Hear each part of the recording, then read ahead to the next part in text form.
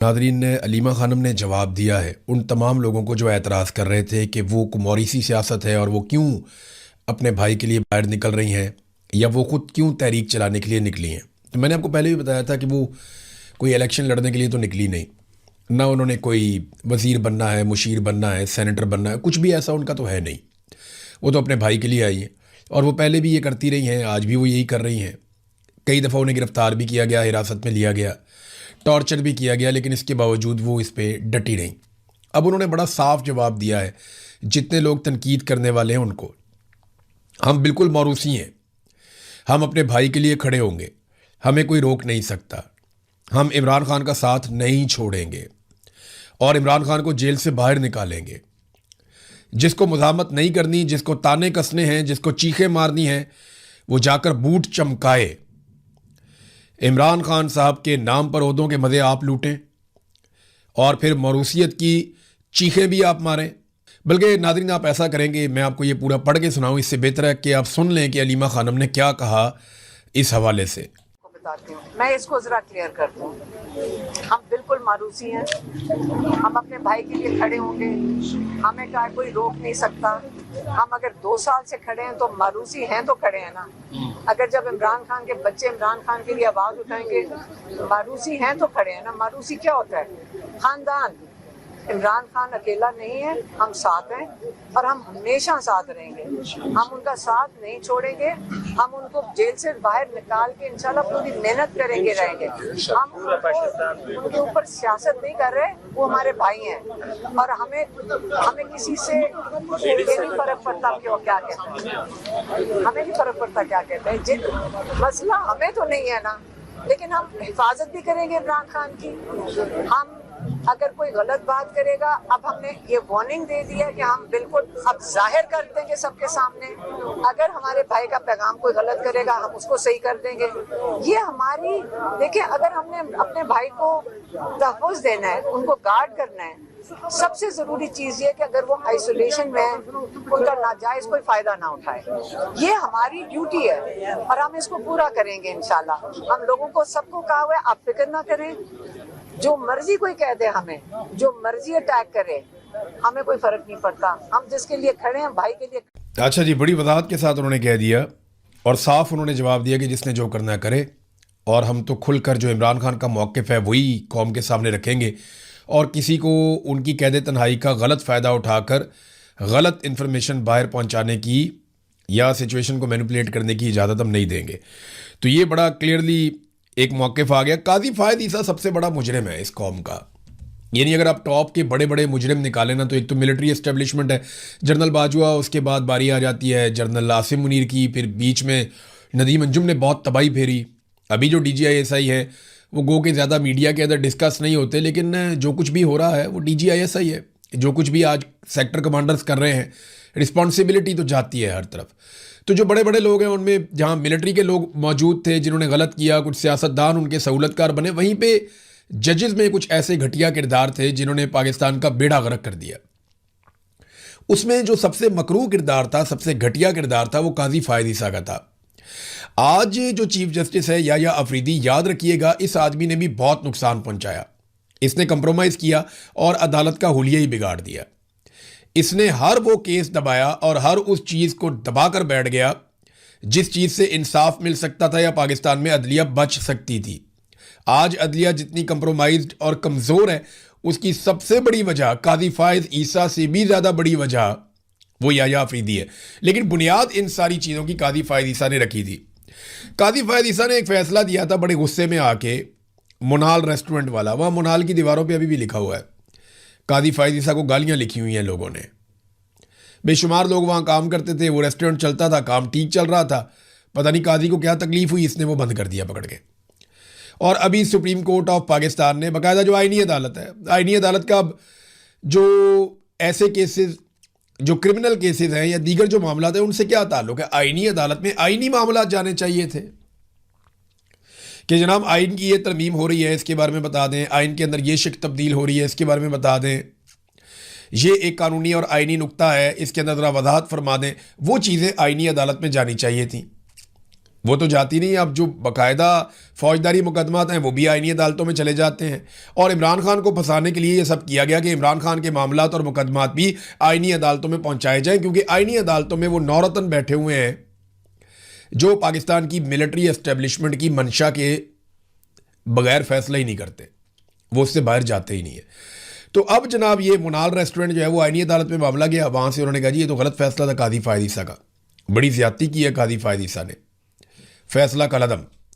अब मुनाल रेस्टोरेंट वापस खुल जाएगा, वहाँ पे काम भी कर सकते हैं लोग, जाके खाना भी खा सकते हैं।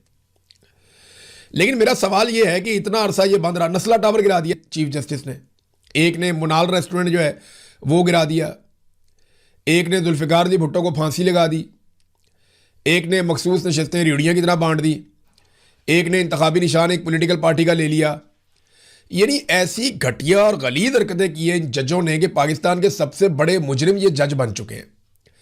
मिलिट्री एस्टेब्लिशमेंट इन जजेस के बगैर एक दिन भी इक्तदार में नहीं रह सकती थी। इन जजेस ने हमेशा पाकिस्तान के जर्नैलों को रास्ते बनाकर दिए कि जनाब ये आसान रास्ता है, इधर से आइए, हम आपको रास्ता बनाकर देते हैं, आप इक्तदार के मज़े लूटिए और हमें हमारी सीटों पर मज़े लेने दीजिए। अब कादी फ़ायद ईसा एक इतनी बड़ी शर्मिंदगी बन चुका है कि पाकिस्तान के तूलो अर्ज में हर जगह से लोग लानत फरमा रहे हैं कादी फ़ायद ईसा पे, और वो लोग भी कादी फ़ायद ईसा पे लानत भेज रहे हैं जो माजी में उनके फैसलों के दीवाने हुआ करते थे। इसमें ना आसिम मुनीर साहब के लिए सीखने के लिए बहुत कुछ है। मैं आपको दिखाता हूँ। ताहिर अशरफी के बारे में एक क्लेम आया कि ताहिर अशरफी कहता है कि जी पहले भी कहा था कि ये जज नहीं, एक मनफी सोच का इंसान है। मुनाल केस के फैसले पे कादी फ़ायद ईसा पे तबसरा किया। आसिम मुनीर साहब आपके बारे में भी ताहिर अशरफी एक दिन ऐसे ही कहेगा। ये मैं आपको बता देता हूं कि ये चढ़ते सूरज को सलाम करने वाले मौलवी हैं, ये सलाम ठोकते हैं चढ़ते सूरज को। कादी फ़ायद ईसा की मौजूदगी में ये उसके गुण गाया करते थे सारे लोग, और आज ये उसके खिलाफ गवाहियां देते हैं। कल आसिम मुनीर साहब आपको बंदा नहीं मिलेगा पूरे पाकिस्तान में जो खड़ा होकर ये कहे कि आसिम मुनीर एक ज़बरदस्त जर्नैल था, उसके कौम पे ऐसा नात है। आज भी आपको परवेज़ मुशर्रफ की हमायत में कोई ना कोई बंदा मिल जाएगा पाकिस्तान में, लेकिन आपकी हमायत में आपको कोई बंदा नहीं मिलेगा। ये नून लीग भी आपके खिलाफ, पीपल्स पार्टी भी आपके खिलाफ, ये मौलवी भी सारे आपके खिलाफ, जितने फतवे देने वाले लोग हैं वो सारे आपके खिलाफ होंगे। पाकिस्तान का बच्चा बच्चा आपके खिलाफ हो जाएगा। आप कुर्सी से उतरे तो सही जनाब। ये मकाफाते अमल है, ये ऐसे ही चलता है, ये होना ही ऐसे है। ये जो लोग आज जूते पॉलिश कर रहे हैं या जूता मुंह में दबाकर वो ये साबित कर रहे हैं कि हमसे बड़ा वफादार कोई नहीं है, आप देखिएगा कि फ्यूचर में मुंह लगाने वाला कोई नहीं होगा। जैसे डोनाल्ड ट्रंप के साथ भी यही होगा आने वाले दिनों में। लिहाजा इंसान को जब तक वो अपनी नौकरी पे रहे वो काम करने चाहिए जिन कामों से उसकी इज्जत रहे। अब कादी फ़ायद ईसा के बच्चे, आने वाली नस्लें, या ये जो अभी जजेस दो नंबरियां कर रहे हैं, इन जजेस की औलादें, इनकी नस्लें आने वाले वक्त में कभी भी अपना तारुफ अपने बुजुर्गों के नाम के साथ नहीं करवा पाएंगी। इनका नाम हज़फ कर देंगे वो अपने तारुफ में से। वजह यह है कि ये निरी शर्मिंदगी है और कुछ भी नहीं है। जुल्फ़िकार दी भुट्टो को फांसी देने वाले जज की औलाद किधर है? कोई बंदा मिलता है आपको बड़े फख्र से बताता हुआ जी मैं उसकी औलाद हूं? कोई नहीं मिलता आपको। वजह क्या है? वजह सादी है कि वो ऐसा गंद मार के गए कि उनकी अपनी नस्लें उनको ओन नहीं कर रही। इस्लामाबाद हाई कोर्ट के एक जज ने अपने बेटे को बचाया। उसने 2 औरतें गाड़ी के नीचे देकर कुचल दी, मार दी सड़क के ऊपर। गैर कानूनी गाड़ी थी, लाइसेंस भी नहीं था, उसने मार दिया। वो बच्चा घर चला गया। याद रखिएगा, ये बच्चा और इसकी औलाद आने वाले वक्त में अपने बाप के कारनामों की वजह से अपने बाप का तारुफ नहीं करवा सकेंगे कि मैं फलाने जज का बच्चा हूं। ये आप याद रखिएगा। जो भी इज्जतदार आदमी होगा ना मुस्तकबिल में, वो अगर इन जजों के खानदान से होगा तो इन जजों के साथ अपना तारुफ करवाने में शर्मिंदगी महसूस करेगा। नाज़रीन, बलूचिस्तान में देखें ना, जजेस इंसाफ देते होते तो ये हालत तो ना होती पाकिस्तान में। बलूचिस्तान में आज कितने दिन हो गए हैं वो लोग अपनी मैयतें लेकर बैठे हुए हैं प्यारों की, और ये प्यारे कोई ऐसे नहीं है कि राह चलते राहगीर हैं जो मारे गए, नहीं, सिक्योरिटी फोर्सेस के लोग हैं। ये तनख्वाह लेते थे सरकार से और ये अपनी जिम्मेदारी, अपनी ड्यूटी अदा कर रहे थे। इनको मदद नहीं दी गई, इनको हथियार और गोलियां नहीं दी गई, इन्हें मरने के लिए छोड़ दिया गया। ये लड़ते रहे और शहीद होते रहे, लड़ते रहे और शहीद होते रहे। अब वहां लोग लाशें लेकर बैठे हैं, 30 एहलकारों की लाशें, शदीद गर्मी है, लेकिन सियासतदानों के सीने में दिल ही नहीं है। अपोजिशन के लोग वहां जाते हैं, हुकूमत उनकी तरफ जाती ही नहीं, उनकी बातें नहीं सुनती। अभी ये सुलह कराने के लिए पहुंच गया एक तुर्की में, फील्ड मार्शल तुर्की में और वजीर आजम कतर में, उधर सुलह कराने पहुंच गए, इधर कश्मीर में आग लगी हुई है, बलूचिस्तान में आग लगी हुई है, तो कोई फिक्र नहीं इनको। और बीच जिधर तुम्हारी ड्यूटी है, जिधर तुम्हें तनख्वाह मिलती है, जिसकी वफादारी का हलफ उठाया हुआ है, उधर आग लगी हुई है, उस लगी हुई आग को छोड़कर परायों की चाकरी करने पहुंच गए। एक कतर चले गए, एक तुर्की चले गए कि जनाब हम जाके दुनिया की आग बुझाएं। और दुनिया बड़ी सियाणी है, वो अपनी आग खुद बुझा लेगी। वो कैलकुलेट करके लड़ते हैं, उन्हें पता है कितना मुनाफा है, कितना नुकसान है, और वो जानते हैं कि उन्होंने कितनी लड़ाई लड़नी है। ना अमेरिका ने आपके कहने पे लड़ाई से रुकना है, ना ईरान ने आपके कहने पे लड़ाई से रुकना है। वो अपने अपने मफाद के लिए, जब उन्हें चाहिए होता है कि लड़ाई रोकनी है तो आपको बीच में डाल लेते हैं फेस सेविंग के लिए, और जब उन्हें चाहिए होता है लड़ाई दोबारा लड़नी है तो वो आपका फोन भी नहीं उठाते, आपकी बात भी नहीं सुनते। दुनिया की आपको फिक्र पड़ी हुई है, दुबले हुए जा रहे हैं आप, कभी इस मुल्क में, कभी उस मुल्क में, कभी उस मुल्क में, कभी उस मुल्क में। जनाब हम सालसी करवा रहे हैं, सालिस की हैसियत होती है भाई। आप सिर्फ सहूलतकारी करवा रहे हैं, फेस सेविंग दे रहे हैं दोनों को, और कुछ नहीं कर रहे। और ये सारी सिचुएशन जो खड़ी हो गई है पाकिस्तान के अंदर, इसको कौन ठीक करेगा? यानी उधर सबको मैं मिलने के लिए तैयार हूं, उसको भी मिलेंगे, उसको भी मिलेंगे, उसको भी मिलेंगे, तमाम फ्रीकैन से बातचीत करेंगे। सूडान के अंदर जनाब हम जाके सुलह करवाएंगे, लेकिन बलूचिस्तान में जो हमारे अपने एहलकार शहीद हो गए, अब फर्ज करें ना, अगर ये एहलकार पाकिस्तान तहरीक इंसाफ के किसी जलसे की कवरेज करते हुए, उसको रोकते हुए, या कोई नाका लगाते हुए किसी राह चलती गाड़ी के नीचे आके शहीद हो जाते ना, तो आंखों से अंगारे निकल रहे होते, और एक कंधा होता वजीर आजम का और एक कंधा होता फील्ड मार्शल का। ये उस एहलकार के जनाजे को कंधा दे रहे होते और कहते हैं कि हम पीटीआई को नेस्तो नाबूद कर देंगे। लेकिन क्योंकि दहशतगर्दों ने मारा है। वो देखे ना अचकजई साहब का स्टेटमेंट। अचकजई साहब ने जो बात की है, ये फेंकने वाली बात नहीं है, इसके ऊपर सबको गौर करना चाहिए। उन्होंने कहा जी वजीरिस्तान में वसाइल दरियाफ्त हुए, यानी वहां पे मादनियात निकली, और उसके बाद वजीरिस्तान के लोगों को बेघर कर दिया गया, और अब ज़राऊन के इलाके में लोगों को बेघर किया जा रहा है। ये बात जहां जहां पे मैं आपको थोड़े दिन पहले बता रहा था, आज अचकजई ने वही बात कर दी। याद रखिएगा, ये जो अटैक हो रहा है ये पश्तून बेल्ट में हो रहा है, ये बलोच बेल्ट नहीं है। और पश्तून बेल्ट में अचकजई के बहुत ताल्लुकात भी हैं और इन्फ्लुएंस भी है, तो ये अच्छे से जानते हैं कि वहां क्या निकला और क्या हो रहा है। तो उन्होंने कहा जी वजीरिस्तान में जब वसाइल दरियाफ्त होते हैं या मादनियात निकलती हैं तो वहां लोग बेघर हो जाते हैं, ऑपरेशन शुरू हो जाते हैं। अब यही काम ज़रगून में किया जा रहा है, बलूचिस्तान में किया जा रहा है, और इस ज्यादती के खिलाफ उन्होंने कहा जी हम खड़े होंगे। अगर मैं खड़ा ना हुआ तो फिर मैं ना पश्तून होऊंगा और ना मुसलमान होऊंगा। फजलुर रहमान साहब ने एक नुक्ता उठाया, और बड़ा वैलिड पॉइंट है जो उन्होंने उठाया, कसूर वाले जलसे में ये मिस हो गया था। उन्होंने कहा जनाब हमारे मुल्क की हालत यह है कि हिंदुस्तान के साथ पूरी सरहद हमारी बंद है, कोई बातचीत, कोई तजारत, कोई चीज़ हम उनके साथ कर ही नहीं पा रहे, वो तो हमारा पानी भी रोक रहे हैं। अफगानिस्तान के साथ पूरी सरहद बंद है, मगरबी सरहदें भी हमारी बंद हैं, मशरकी सरहदें भी हमारी बंद हैं। ईरान के साथ हालात ऐसे हैं कि ना वो अच्छे हैं ना बुरे हैं। चीन अपना एतमाद पाकिस्तान से उठा चुका है। तो वो कहते हैं जी एक छोटा सा कॉरिडोर है जो अगर तजारत के लिए खुलता है अफगानिस्तान के साथ आपका, तो आपने उनको भी बंद कर दिया। हमने इनको धोखे दिए हैं, हमने इनकी सरमायाकारी का रास्ता रोका है। इस वक्त पाकिस्तान महसूर है, हुक्मरानों की पॉलिसियों के हाथों महसूर है, और हुक्मरान इसलिए मजबूर हैं कि वो भी तो महसूर हैं। यानी हुक्मरान जो है उनके ऊपर कंट्रोल जो है मिलिट्री एस्टेब्लिशमेंट का है। ये तो सूरत हाल है बलूचिस्तान की, और पाकिस्तान खित्ते में अकेला होता चला जा रहा है।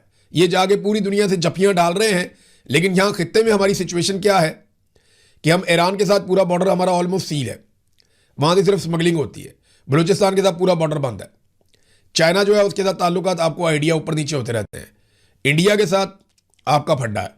देखिए अफगानिस्तान को 6 मुल्कों के बॉर्डर लगते हैं। किसी मुल्क में इतनी दहशतगर्दी नहीं है जितनी पाकिस्तान में है, तो भाई हमारे मुल्क में क्यों है? ये अफगानियों का इतना लंबा बॉर्डर लगता है जाके ईरान के साथ, ऊपर बाकी सारे मुल्क हैं, किर्गिस्तान के साथ लगता है, मेरे ख्याल में ताजिकिस्तान के साथ लगता है, और भी ममालिक हैं, चाइना, ये सारे ममालिक के साथ उसका बॉर्डर लगता है। दहशतगर्दी सिर्फ हमारे मुल्क में क्यों आती है? बाकी मुल्कों में ये दहशतगर्दी क्यों नहीं जाती? इस सवाल का जवाब है किसी के पास? मेरे पास तो नहीं है। अगर आइंदा कोई डीजी एसपीआर साहब बुलाएं सहाफ़ियों को मिलने के लिए, तो उनसे ये ज़रूर पूछें कि जनाब अफगानिस्तान में 6 मुल्कों का बॉर्डर है, सिर्फ पाकिस्तान में दहशतगर्दी होती है और हम कहते हैं जी अफगानिस्तान करवा रहा है और फितनातुल खवारिज अल हिंदुस्तान, तो हमारे पे ये क्यों हो रहा है, बाकियों पे क्यों नहीं हो रहा? ये सवाल पूछना चाहिए। एक और चीज़ नाज़रीन, आज़ाद कश्मीर में आटे का बहरान शदीद होता जा रहा है।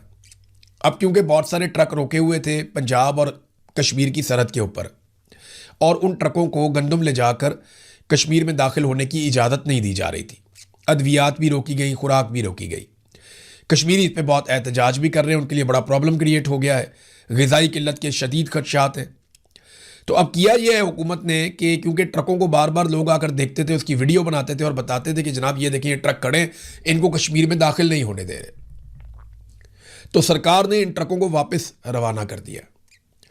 उन्होंने ज़बरदस्ती कहा कि ट्रक यहाँ से हटाएं इस शाहराह से और इनको वापस ले जाएं पीछे। यहाँ गंदम के ट्रक खड़े होते हैं, लोग देखते हैं, वीडियोस बनाते हैं, जो लोग क्रॉसिंग करते हैं वो वीडियोस बनाते हैं और बताते हैं कि पाकिस्तान आज़ाद कश्मीर में इस वक्त खुराक नहीं जाने दे रहा, लिहाजा आप ये ट्रक यहाँ से हटा दें। तो वहाँ से जनाब ट्रकों को हटा दिया गया। लेकिन दूसरे मनाजिर जो मैंने देखे आज़ाद कश्मीर में, बड़े पैमाने पर लोग निकले हैं एहतजाज करने के लिए। ख़वातीन हैं, बच्चियाँ हैं, बच्चे हैं, स्कूलों के यूनिफॉर्म्स में आ रहे हैं, वहाँ पे आकर बात कर रहे हैं। तो आज़ाद कश्मीर में एहतजाज को कंट्रोल करने में मुकम्मल तौर पे सरकार नाकाम रही है। तो क्या वहाँ पे ये एक फ्री एंड फेयर इलेक्शन करवा सकते हैं? अव्वल तो फ्री एंड फेयर इलेक्शन करवाने का इनका इरादा कोई नहीं है, ये धांधला करेंगे। लेकिन क्या ये इलेक्शन करवा भी पाएंगे? मेरी ज़ाती तौर पे राय है कि अगर पीटीआई बाहर निकल गई है, जॉइंट अवामी एक्शन कमेटी इलेक्शन लड़ नहीं रही, तो ये आपस में सीटें बांट लें, टॉस कर लें, किसकी हुकूमत होगी किसकी नहीं होगी, आपस में ही कर लें तय। ये इलेक्शन वाला ढोंग करने का फ़ायदा कोई नहीं है, वहाँ बंदे मर जाएंगे, नुकसान हो जाएगा, पाकिस्तानियों का पैसा भी बहुत ज़ाया हो जाएगा। लिहाजा आप आपस में टास वास करके या आपस में मिल बैठ के आप लोग फैसले कर लें कि किसको हुकूमत देनी है और किसको हुकूमत नहीं देनी। क्योंकि पाकिस्तान जो है ना वो इतना खर्चा नहीं उठा सकता। हालात देखें ना पाकिस्तान के, हमारे मुल्क में। ये अभी मैं सुन रहा था हारून शरीफ साहब को, बड़े सीनियर एनालिस्ट हैं और ये इकोनॉमिस्ट हैं। वो ये कहते हैं जनाब कि पाकिस्तान में जो नेट फॉरेन इन्वेस्टमेंट है वो नेगेटिव है। यानी पाकिस्तान में जो पैसा आया इस ज़मन में वो 1.6 अरब डॉलर था और जो पाकिस्तान से निकल गया वो 2.5 अरब डॉलर था। तो आप प्लस माइनस करें तो 1 अरब डॉलर का तो आपको नुकसान हो गया उल्टा। फिर वो ये कहते हैं कि 19 मल्टीनेशनल कंपनियां पाकिस्तान से निकलकर चली गई पिछले 2 साल में। फिर इन्वेस्टमेंट टू जीडीपी की सूरत हाल ये है कि 50 साल का हमारा सबसे बड़ा डिप है। 50 साल में इतनी कम नहीं हुई जितनी अब हो गई है। बिजली के ऊपर हमारे ऊपर सर्कुलर डेब्ट चढ़ा हुआ था, कर्जा चढ़ा हुआ था, हमने बिजली की अदायगियां नहीं की हुई थी। अब पता चला गैस के ऊपर और पेट्रोल के ऊपर भी चढ़ा हुआ है। पता कितना है? 3600 अरब रुपए, 3600 अरब रुपए। 1 अरब में 100 करोड़ होते हैं, तो 3600 अरब रुपए आपके ऊपर सर्कुलर डेब्ट चढ़ा हुआ है। किसका? पेट्रोलियम का और गैस का। बिजली का इसके अलावा वो पिछले साल का जो डाटा था उसके मुताबिक 2500 अरब पिछले साल वाले डाटा में था। तो इतने कर्जे आपके ऊपर सिर्फ ये इंटरनली इन 3 चीजों के चढ़े हुए हैं, गैस पे, पेट्रोल पे और बिजली पे।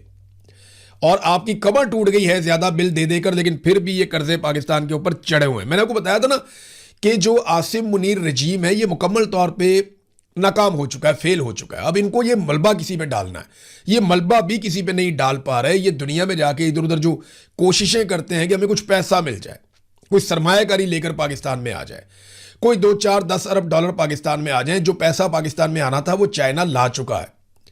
जितना पाकिस्तान में पैसा पहले आना था वो आ चुका है।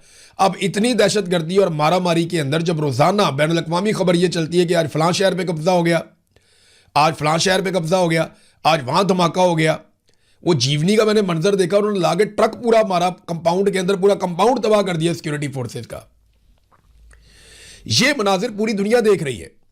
टीटीपी और बलूचिस्तान लिबरेशन आर्मी BLA वो बाकायदा वीडियोस जारी कर रहे हैं, बता रहे हैं जनाब कि ये देखें हमने ये पाकिस्तान की हालत कर दी है।